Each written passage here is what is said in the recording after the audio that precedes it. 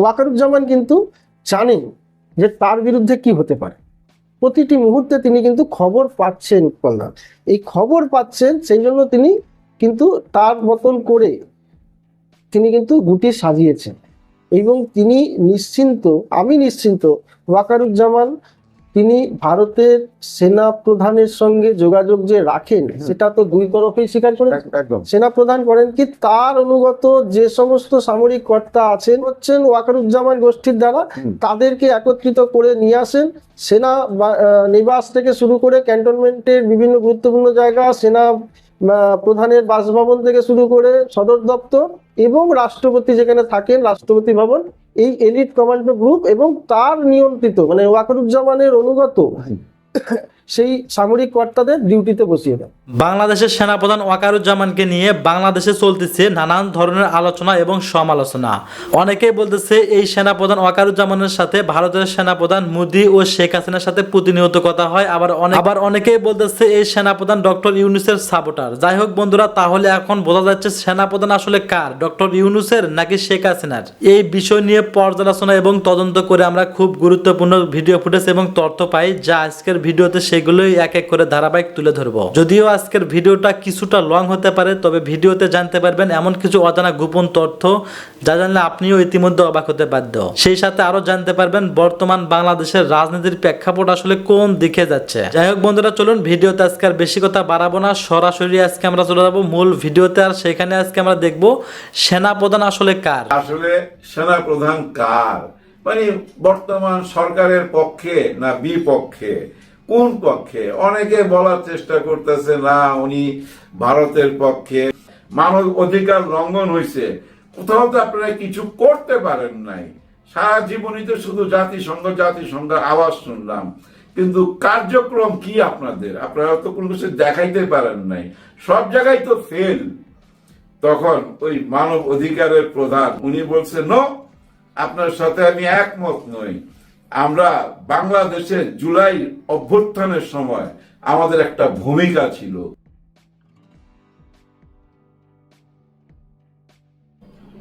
আসসালামু আলাইকুম। আমাদের সেনা প্রধান শেখ হাসিনার আত্মীয় হওয়াতে না অনেক মুশকিলে আছে, হাজার প্রশ্নের সম্মুখীন। বিশেষ করে গত কিছুদিন আগে যে একটা ভাষণ দিলেন, ওই যে ভাষণের মধ্যে উনি মাননীয় বলেন নাই, মাননীয় প্রধান উপদেষ্টা বলে নাই, ডক্টর মোহাম্মদ ইউনূস বলছে, মাননীয় বলে নাই, স্যার বলে নাই। না বলাতে ওনাকে নিয়ে তো বুঝছেন হাজার রকম প্রশ্ন। এবং সবচেয়ে মজার ব্যাপার, ওনার এই ভাষণটা এত গুরুত্ব পাইছে দেশে বিদেশে, বিশেষ করে ভারতে, পাকিস্তানে, বাংলাদেশে। বিশ্ব মিডিয়া তো ওনার এই ভাষণ নিয়ে অনেক কথা হয়েছে। ওনার ভাষণের প্রত্যেকটা লাইন বাই লাইন নিয়ে সবাই কথা বলছে, খুব গুরুত্ব পাইছে।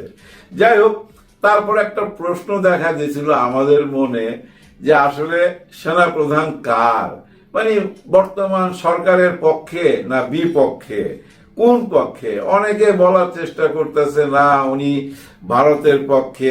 যেমন ভারতের সেনা প্রধান একটা কথা বইলা ওনাকে আরো বিতর্কে ফেলছে যে জুলাই অভ্যুত্থানের সময় প্রত্যেক মুহূর্তে আমার সঙ্গে যোগাযোগ ছিল জনাব ওয়াকার সাহেবের সাথে, আমাদের সেনা প্রধানের সাথে। কার? ভারতের সেনা প্রধান। উনি তার ভাষণে কিন্তু এই কথাটা বলছে, আমরা সবাই জানি। এতে কিন্তু আরো বিতর্কের মধ্যে পড়ছে। তার মানে কি উনি সবসময় যোগাযোগ রাখছেন এবং শেখ হাসিনাকে কি ওনাদের কথা অনুযায়ী বিদেশ পাঠাই দিলেন, মানে দিল্লিতে পাঠাই দিলেন, এরকম অনেক কথা। কিন্তু সবচেয়ে বড় পজিটিভ যেটা ছিল ওনার পক্ষে, যে উনি ছাত্র জনতার বিপক্ষে দাঁড়ায় নাই। এটা কিন্তু উনি বাহাবা পাচ্ছিলেন গত 7 মাস। উনি একমাত্র মানুষ তখন বুদ্ধি দিয়ে খেলছে, কি সুন্দরভাবে হাসিনাকে সেভ করছে, ছাত্রদের এই যে রক্তক্ষয়ী যুদ্ধ এটাও থামাইতে পারছে বুদ্ধি খরচ কইরা। যে উনি যদি ছাত্রদের বিপক্ষে যাইতো তাহলে তো রক্তের বন্যা বয়ে যাইতো, তাই না? কারণ উনি শেখ হাসিনার আপন আত্মীয় ভাই, এবং দূর সম্পর্কের আত্মীয় না, কিন্তু ফুফাতো বোনের জামাই। একেবারে কাছের আত্মীয়। তার মানে উনি কিন্তু দেখেন ওনার আত্মীয়র পক্ষে না যায় ছাত্র জনতার পক্ষে আসছে, এটা কিন্তু একটা বাহাবা পাচ্ছিল। কিন্তু এই জায়গাটার মধ্যে বাদ সাধলো জাতিসংঘ। হ্যাঁ, জাতিসংঘের মানব অধিকারের যে প্রধান, উনি কিন্তু সব ফাঁস করে দিছে। ফাঁস করছে মানে কি, জাতিসংঘকে প্রশ্ন করা হয়েছিল যে আপনারা তো সব জায়গায় বিফল, হ্যাঁ, গাজাতে, ফিলিস্তিনে বা যে কোনো জায়গায় মানব অধিকার লঙ্ঘন হয়েছে, কোথাও তো আপনারা কিছু করতে পারেন নাই। সারা জীবনই তো শুধু জাতিসংঘ আওয়াজ শুনলাম, কিন্তু কার্যক্রম কি আপনাদের? আপনারা তো কোনো কিছু দেখাইতে পারেন নাই, সব জায়গায় তো ফেল। তখন ওই মানব অধিকারের প্রধান উনি বলছে, নো, আপনার সাথে আমি একমত নই। আমরা বাংলাদেশে জুলাই অভ্যুত্থানের সময় আমাদের একটা ভূমিকা ছিল। কি ভূমিকা? যে যখন জুলাই গণ অভ্যুত্থানে শেখ হাসিনা আর্মি রাস্তায় নামায় দিল, আর্মির হাতে ক্ষমতা তুলে দেওয়ার চেষ্টা করলো, এবং আর্মি কিন্তু তখন প্রথম দিন খেয়াল আছে আপনাদের, আর্মি কিন্তু গুলিও চালাইছে। আমরা কিন্তু এরকম ভিডিও ফুটেজও দেখছি, কিন্তু তার পরদিনই বন্ধ হয়ে গেছিল। ওই টাইমে এই জাতিসংঘের মানব অধিকারের প্রধান আমাদের ওয়াকার সাহেবকে টেলিফোনে জানাইছেন যে আপনি এই কাজগুলা করতে পারবেন না।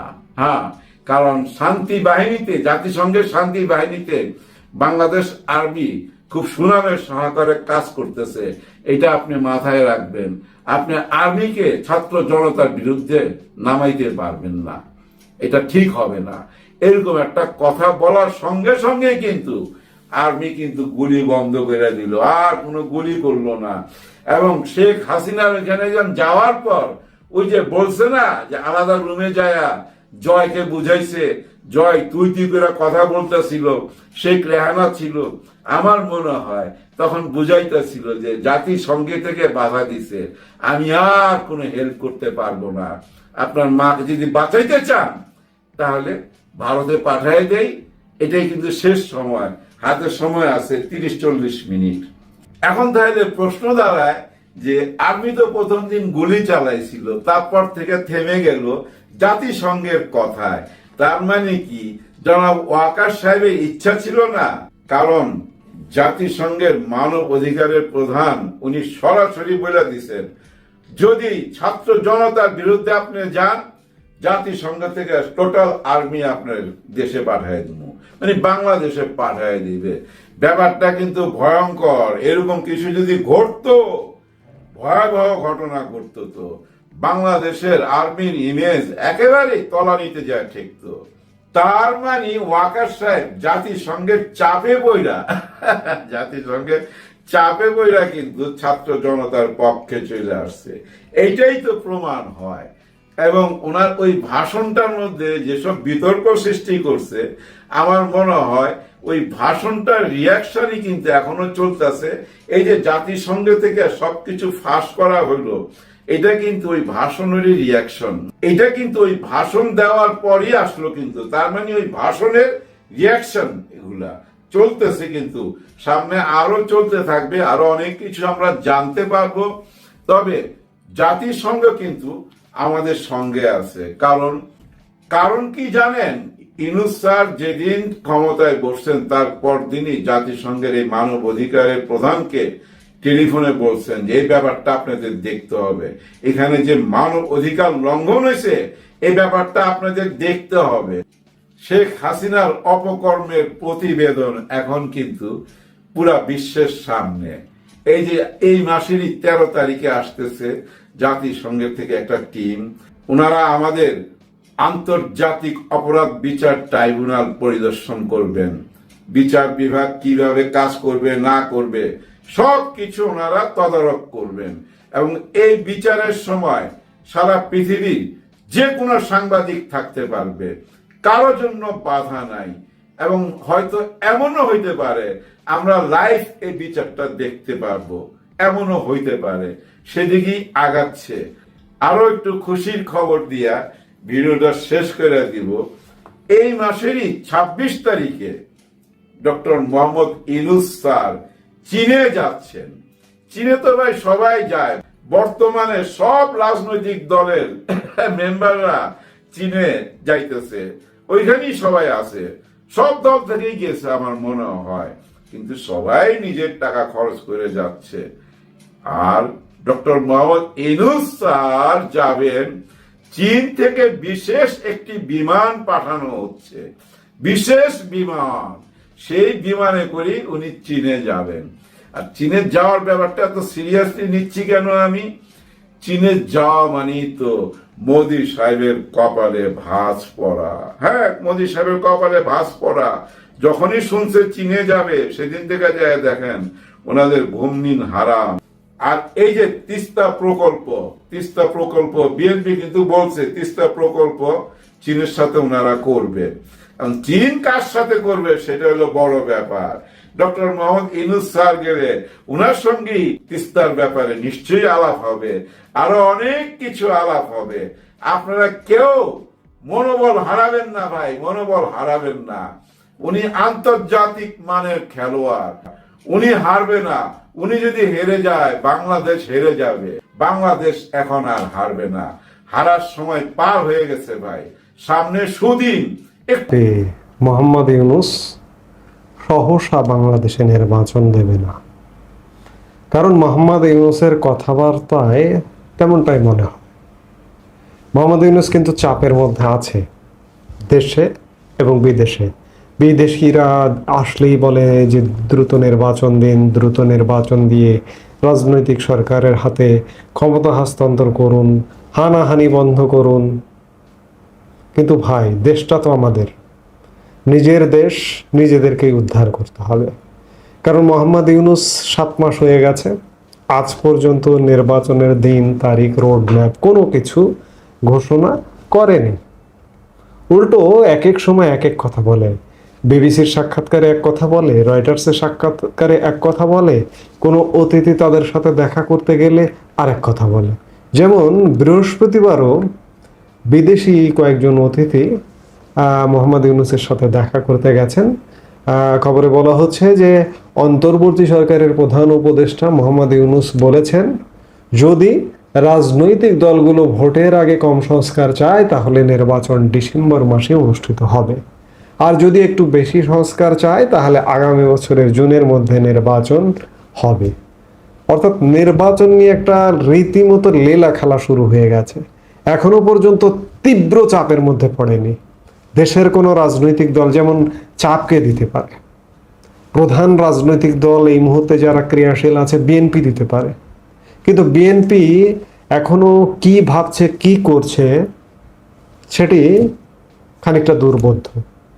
জামাত কখনো চাপ দেবে না, কারণ জামাত হচ্ছে সরকারি দল। কিংবা নতুন যে রাজনৈতিক দলটি এসছে, জাতীয় নাগরিক পার্টি, তাদের সমর্থিত দল বলতে ওই দলেরই সরকার। তারা চাইবে দীর্ঘ সময় ক্ষমতায় থাকতে অনির্বাচিত পদ্ধতিতে। কাজে বাকি থাকলো কে? বিএনপিকেই চাপ দিতে হবে। আরেকটা চাপ দিতে হবে বিদেশকে, দাতা সংস্থাকে, দাতা দেশকে। গতকাল বৃহস্পতিবার রাষ্ট্রীয় অতিথি ভবন যমুনায় প্রধান উপদেষ্টা অধ্যাপক মোহাম্মদ ইউনূসের সঙ্গে প্রাক্তন 2 মার্কিন রাষ্ট্রদূত, বাংলাদেশে 2 জন প্রাক্তন রাষ্ট্রদূত মার্কিন যুক্তরাষ্ট্রের যারা ছিলেন, দায়িত্ব পালন করেছেন, উইলিয়াম বি মিলাম ও ড্যানিলো ভিসের সৌজন্য সাক্ষাতের সময় মোহাম্মদ ইউনূস এমনটা বলেন যে নির্বাচন হয় ডিসেম্বর, নয়তো 26 জুনের মধ্যে। প্রধান উপদেষ্টার প্রেস উইং এ তথ্য জানায়। অর্থাৎ নির্বাচন নিয়ে আমরা যতই বলি না কেন যে ইউনূস চাপের মধ্যে ডেফিনেটলি আছে, কিন্তু চাপ যে সবাই দেবে, চাপ শুধুমাত্র রাজনৈতিক দলগুলোর মধ্য থেকে বিএনপির কাছ থেকে খানিকটা চাপে আছে, কিন্তু তাও তীব্র চাপ নয়। আর বিদেশি চাপ আছে, বলছে যে দ্রুত নির্বাচন দিন। কিন্তু ভাই, সব কিছু মিলিয়ে একটি কথা মাথায় রাখতে হবে, বিদেশ বাংলাদেশকে উদ্ধার করবে না। বিদেশ কখনো চাইবে না একটি দেশ অচল অবস্থা থেকে বেরিয়ে যাক। যদি চাইতো তাহলে আফ্রিকার দেশে দেশে এই অবস্থা কেন? গণতন্ত্রের নামে সেখানে হানাহানি কেন? গণতন্ত্রের নামে সেখানে স্বৈরাতন্ত্র কেন? গণতন্ত্রের নামে সেখানে জাতিসংঘের শান্তিরক্ষী মিশন কাজ করে কেন? আফ্রিকার বেশিরভাগ দেশ স্বাধীন হয়েছে আমাদেরও আগে, 60 দশকে, 60 সাল, 61 সাল, 62 সাল, এরকম সময়। উগান্ডার কথা যদি বলেন, সেন্ট্রাল আফ্রিকান রিপাবলিকের কথা যদি বলেন, 62 সালে স্বাধীন হয়েছে, বা ওই সময়টিতে স্বাধীন হয়েছে। আজও তারা মাথা তুলে দাঁড়াতে পারেনি কেন? বিদেশ যদি চাইতো যে তারা স্বনির্ভর হবে, তারা স্বনির্ভর হয়ে দাঁড়াবে, ওসব দেশ কিন্তু প্রাকৃতিক সম্পদে ভরপুর। প্লেনল্যান্ড নয়, তাদের পাহাড় পর্বত, এটা সেটা বিভিন্ন কিছু, কিন্তু সেসব দেশ আজও মাথা তুলে দাঁড়াতে পারছে না কেন? বিদেশ চায় না, দাতা সংস্থা চায় না। তাহলে দান করবে কাকে? কাকে নিয়ে ব্যবসা করবে বিদেশ? সেসব দেশের তুলনায় বাংলাদেশের প্রেক্ষাপট ভিন্ন। সেসব দেশের জনসংখ্যাও সংক্ষিপ্ত এবং বিচ্ছিন্ন বিচ্ছিন্ন জনপদ। পুরো একটি দেশ মিলিয়ে হয়তো 50 লাখ জনসংখ্যা, হয়তো 1 কোটি জনসংখ্যা, এমনটা। কিন্তু বাংলাদেশ তো নিবিড়, মানে কাছাকাছি বসবাস করা একটি দেশ। 18 কোটি মানুষ, প্লেনল্যান্ড, গায়ে গা লেগে বসবাস করে। আফ্রিকার সাথে তো বাংলাদেশের তুলনা করলে চলবে না। আমি যেটি বলছিলাম যে বিদেশ কতটা করবে, বাংলাদেশের মানুষকেই নিজেদের মুক্তির পথ খুঁজতে হবে। বিশেষ করে ক্ষেত্রে আফ্রিকা থেকে উদাহরণ নিতে বলবো। এজন্যই বলবো যে এত বছর আগে তারা স্বাধীন হয়েছে, তারা আজও মাথা তুলে দাঁড়াতে পারেনি। তো বাংলাদেশ যদি এভাবে চলতে থাকে, বাংলাদেশও জীবনে কোনো দিন মাথা তুলে দাঁড়াতে পারবে না। বাংলাদেশ যে উন্নতি, যে অর্জন, যে অগ্রগতি করেছিল, সেটাই বিলীন হয়ে যাবে। আমরা আস্তে আস্তে ওই সব দেশের দিকে যাব। কিন্তু বাংলাদেশের 18 কোটি মানুষের ভাগ্য কি তেমনটা হবে? নিশ্চয়ই হবে না। একটা বিস্ফোরণ ঘটবে, এভাবে চলতে চলতে একটা বিস্ফোরণ, জনবিস্ফোরণ আভ্যন্তরীণভাবেই ঘটবে। বিদেশি চাপটা সহায়ক হবে, কিন্তু আপনার নিজের ভালো, নিজের মন্দ নিজেকেই নির্ধারণ করতে হবে, বাংলাদেশের মানুষকেই নির্ধারণ করতে হবে। এই যে বর্তমানে যা চলছে, বাংলাদেশ রাষ্ট্র কাঠামোটা পুরোপুরি ভেঙে গেছে নানাভাবে। এগুলো বলতে বলতে বলতে আমরা ক্লান্ত হয়ে যাচ্ছি। সেই জায়গা থেকে আমাদের বাংলাদেশের মানুষকেই নির্ধারণ করতে হবে যে বাংলাদেশের ভাগ্যে কি ঘটবে। প্রধান রাজনৈতিক দল বিএনপি আছে, আরেকটি বড় রাজনৈতিক দল আওয়ামী লীগ মাঠে নামতে পারছে না। যে কোনো পন্থায় আওয়ামী লীগেরই গবেষণা করতে হবে যে কিভাবে মাঠে নামা যায়। সেটা কূটনৈতিকভাবে ইউনূস সরকারের সাথে নেগোসিয়েট করে হোক, কিংবা দেশে যে কোনোভাবে করে হোক, যা কিছু করে হোক, আওয়ামী লীগ মাঠে নামতে হবে, বিএনপি মাঠে আছে। বাংলাদেশকে আফ্রিকার দেশ মনে করলে হবে না। এজন্য দেশ বাঁচানোর জন্য বিএনপি এবং আওয়ামী লীগকেই মাঠে নামতে হবে। এই যে আমরা শুনছি যে নির্বাচন, আমি যেটি বলছিলাম শুরুতে, যে হালকা চাপে ইউনূস সহসা নির্বাচন দেবে না। এটি যে দেবে না, ইউনূসের রাজনৈতিক দল জাতীয় নাগরিক পার্টির আহ্বায়ক নাহিদ ইসলামও রয়টার্সের সাথে সাক্ষাৎকারে বলেছেন যে দেশের যে অবস্থা, এই অবস্থায় এবছর নির্বাচন করা কঠিন হবে।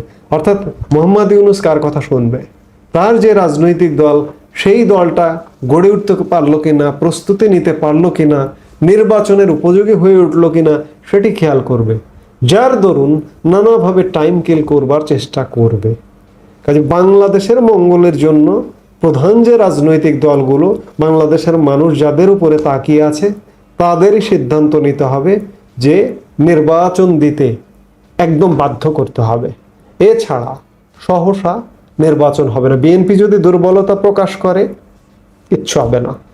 বিএনপি দুর্বল হলে আওয়ামী লীগও সবল হতে পারবে না। সেই জায়গা থেকে এভাবে অচল অবস্থার মধ্য দিয়ে চলবে।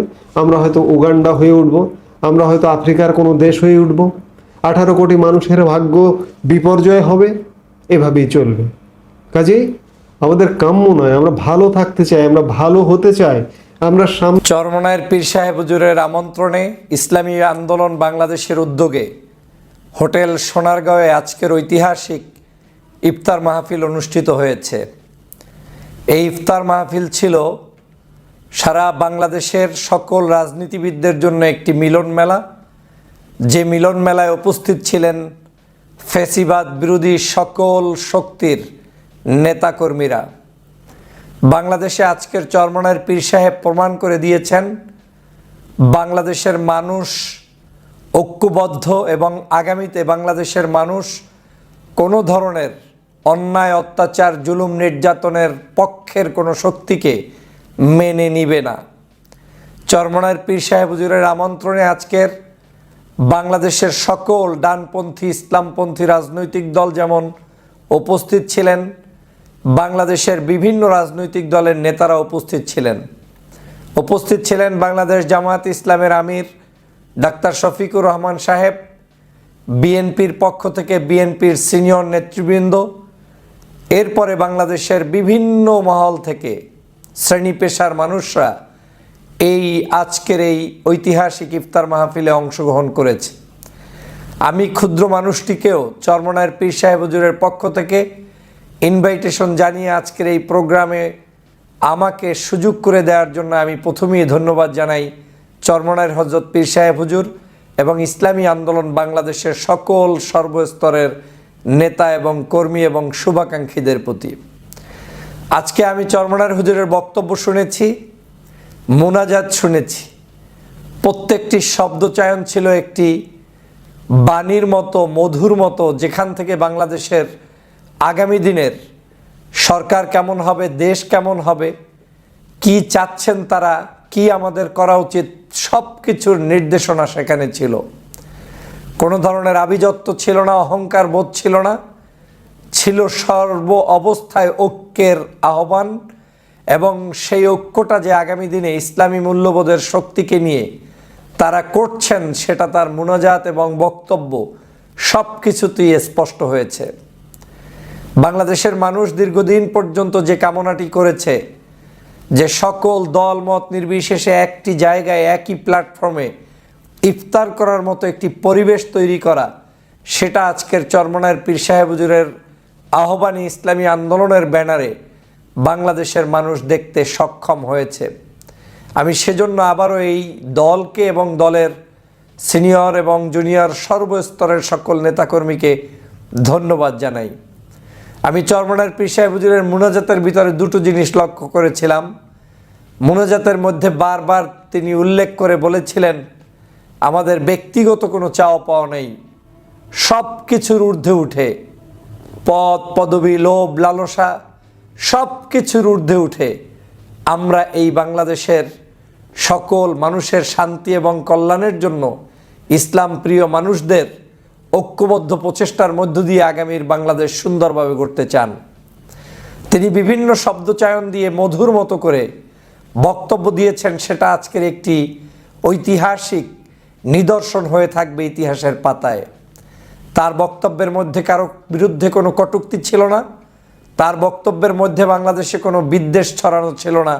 তার বক্তব্যে একটি জিনিস স্পষ্ট হয়েছে, আমাদের এই বাংলাদেশকে আমাদেরকেই গঠন করতে হবে, আমাদের এই বাংলাদেশকে আমাদেরকেই বিনির্মাণ করতে হবে। আমাদের এই বাংলাদেশকে নিয়ে ষড়যন্ত্র হচ্ছে, বিশ্বে মুসলমানরা নির্যাতিত হচ্ছে, নিপীড়িত হচ্ছে। সকল নির্যাতিত নিপীড়িত মানুষের পক্ষে চরমনায়ের পীর সাহেব হুজুর দোয়া করেছেন এবং বক্তব্য রেখেছেন। তিনি নির্যাতিত নিপীড়িত মানুষের পক্ষে দাঁড়িয়েছেন।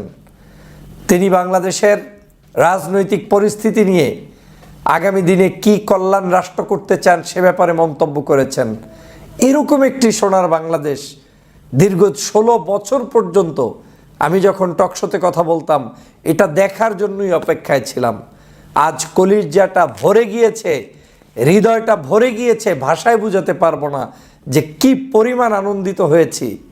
আমি আদর পেয়েছি হযরত চরমনায়ের পীর সাহেব হুজুরের কাছ থেকে। মাথাটা যখন তার দিকে আগিয়ে দিলাম, মাথার উপরে ডলা দিয়ে তিনি যখন আমাকে আদর করছিলেন, দোয়া দিচ্ছিলেন, আমি আবারও দোয়া চাচ্ছিলাম। মনে হচ্ছে যেন আমি আমার কোনো অভিভাবকের সামনে দাঁড়িয়ে স্থির চিত্তে আমার হৃদয়ের খোরাক নিচ্ছি আর তিনি আমাকে দিচ্ছেন। আমাদের অভিভাবক হচ্ছে তারা, যারা এই বাংলাদেশের ধর্মভিত্তিক মানুষদেরকে প্যাট্রোনাইজ করে, যারা এদেশের ইসলামকে কায়েম করার জন্য, ধর্মীয় মূল্যবোধকে কায়েম করার জন্য চেষ্টা চালিয়ে যান, সেই সকল মানুষরাই হচ্ছে আমাদের মহান মুরব্বী।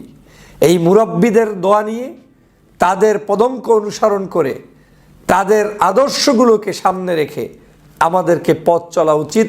তাহলেই আমরা পথ ভ্রষ্ট হওয়ার কোনো সুযোগ থাকবে না। আমি যখন দেখেছি জামাত ইসলামের আমির ডাক্তার শফিকুর রহমান সাহেব, চরমনায়ের পীর সাহেব হুজুর তার সম্মানে তার পাশের ছিটে বসে, কি হৃদয় নিংড়ানো ভালোবাসা দেখলাম। আমি দেখলাম তাদের পার্টির মহাসচিব যখন রাজনীতিবিদদের নাম উচ্চারণ করলেন, তখন এই ডাক্তার শফিকুর রহমান সাহেবের নাম সবার আগে উচ্চারণ করে সেখানে একটি ভিন্ন ধরনের পরিবেশ তৈরি করে দিলেন। তার মানে ইসলামপন্থীরা ইসলামিক দলগুলোর সাথে যে একটি নতুন করে সম্পর্কের বন্ধনে আবদ্ধ হচ্ছে এবং একে অপরকে যে রেসপেক্ট করছে, সম্মান জানাচ্ছে, সেটা আজকের এই কার্যক্রম থেকে আমরা কিন্তু দেখতে পেলাম। এভাবে করে প্রত্যেকটি রাজনৈতিক দলের নেতাকর্মীরা সেখানে উপস্থিত হয়েছে, প্রত্যেককেই সেখানে কিন্তু সাধুবাদ জানানো হয়েছে। আমি কেন সবসময় ইসলামপন্থী মানুষদেরকে ঐক্যবদ্ধ দেখতে চাই? এর অন্যতম কারণ হচ্ছে, ইসলামপন্থী মানুষরা যখন ঐক্যবদ্ধ থাকে না, তখনই বিভিন্ন দেশের বিদেশি সংস্থাগুলো থেকে শুরু করে দেশে বিদেশি এই জায়গায় অবস্থানরত ইসলামকে ধ্বংস করতে যারা চায়, অনইসলামিক কার্যক্রমকে যারা প্যাট্রোনাইজ করতে চায়, যারা এদেশে আলেম ওলামা মোল্লা মৌলবীদের কোনো ভালো কার্যক্রম চোখে দেখতে চায় না, তারা তখন মাথার উপরে কাটাল ভেঙে তারপরে তারা গোল্লা খায় আর আটিগুলো আপনাদের জন্য রেখে দেয়। আজ যখন আলেমরা ঐক্যবদ্ধ হচ্ছে, টনক লড়ে গিয়েছে বাংলাদেশ সহ বিশ্বের বিভিন্ন প্রান্তে যে না, আর কোনো সুযোগ নেই, আলেমরা কিন্তু এক হয়ে যাচ্ছে। এখনো আমাদেরকে ঐক্যবদ্ধ থাকতে হবে। ষড়যন্ত্র এখনো শেষ হয়নি। আলেমরা যে কোনো মুহূর্তে যে কোনো জায়গায় ঐক্যবদ্ধ থাকতেই হবে। যখন আপনি সাহস করে ঐক্যবদ্ধ থাকবেন, সকল ষড়যন্ত্রবাজরা ধূলিসাৎ হয়ে যাবে, বাধ্য হয়ে আপনাদের সাথে কোলাবোরেশন করতে হবে এবং প্রত্যেকে আপনাদের সাথে যোগাযোগ করবে। আর যখনই অনৈক্য হবে, ছোট ছোট উইংয়ে আপনারা এক এক ধরনের কাজ করবেন, দেখবেন আপনাদেরকে ছিন্ন বিচ্ছিন্ন করে তারপরে তারা এই দেশের গুড়ি উড়াবে, তারপরে আপনাদেরকে গুটির চাল হিসেবে ব্যবহার করার চেষ্টা করবে। অতএব আজকের এই চরমনায়ের পীর সাহেব হুজুরের যে ঐতিহাসিক মিলন মেলা থেকে যেটা শিখে এসেছি, দেখে এসেছি, বুঝে এসেছি, সেটা স্পষ্ট ক্লিয়ার বার্তা। আলেমরা আর কারো ওই পান্তাবাদ হওয়ার সুযোগ নেই, আলেমরা আর কারো ঝুরি হওয়ার সুযোগ নেই। আলেমরা এবার চিনতে শিখেছে, বুঝতে শিখেছে, জানতে শিখেছে এবং এই বাংলাদেশকে এগিয়ে নেওয়ার পথেই তারা এগিয়ে যাচ্ছে। অতএব আসুন, ধর্মভিত্তিক রাজনৈতিক এই সংগঠনগুলোর মহান আনন্দ, এই আনন্দগুলোকে লম্বা সময়ের জন্য ঐক্যবদ্ধভাবে রাখার জন্য যে কাজ, সেটা আমরা করব। প্রত্যেকটি দলের নেতাকর্মীর মধ্যে সহনশীল আচরণ, ভ্রাতৃত্বের বন্ধন, মানুষের প্রতি ভালোবাসা, সেটা যাতে আমরা একে অপরের মধ্যে চর্চা করতে পারি, তাহলেই কিন্তু বাংলাদেশের এই সুন্দরতম একটি দিন অপেক্ষা করছে, যেটা আপনারা উপহার দিতে পারবেন। আজকের চরমনায়ের পীর সাহেব হুজুরের আহ্বানে এই ঐতিহাসিক ইফতার মাহফিল খুবই সুন্দর, গুছানো ছিল, সাজানো ছিল, প্রাণ চাঞ্চল্য পর্যন্ত পূর্ণ ছিল। নামাজের সময় নামাজ হয়েছে, ইমামতি করেছেন চরমনায়ের পীর সাহেব।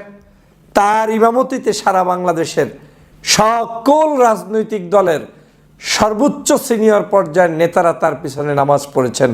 এটাও ছিল একটা সৌন্দর্যতা। ইসলামে কোনো ভেদাভেদ নেই, একে অপরের পাশে দাঁড়িয়ে কাঁধে কাঁধ মিলিয়ে কাতারবদ্ধভাবে যে নামাজটা পড়েছেন, এই রূপটাই আমরা বাংলাদেশে দেখতে চাই। হোক জামাত, হোক বিএনপি, হোক অন্য দল, কিন্তু এই সকল রাজনৈতিক দলগুলোর অন্ততপক্ষে একটা ইস্যুতে এক থাকতে হবে: দেশ গঠন, দেশের মানুষকে নিয়ে চিন্তা করা এবং মানুষের মূল্যবোধকে সুন্দরভাবে জাগ্রত করে প্রতিষ্ঠা করা। আমি এই ধরনের কার্যক্রমের পক্ষে আনন্দিত হই বিধায়ী কথা বলি এবং এই ধরনের কার্যক্রমকে দেখতেই চাই।